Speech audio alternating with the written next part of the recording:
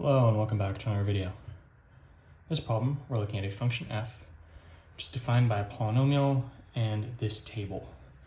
We're asked, based off of the information we're given, which of these must be a factor of f.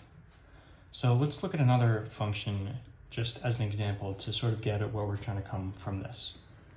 So let's say g of x is equal to x squared plus 5x plus 6.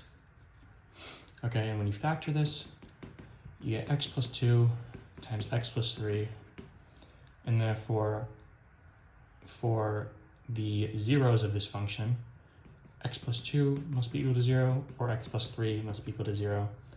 So x is equal to negative 2, or x is equal to negative 3. Okay? So in thinking about this, we have to understand that these are the factors we're dealing with here, and it's going to give us the zeros here. So if you have the factor x plus, or it's easier to think of as x minus a, where a is just some number, the zeros, or the x-intercepts, whatever you want to call them, is going to be x is equal to positive a.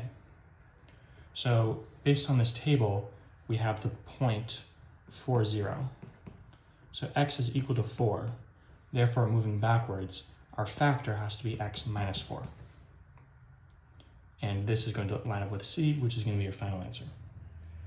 As always, thank you for liking and subscribing. I'll see you in the next video.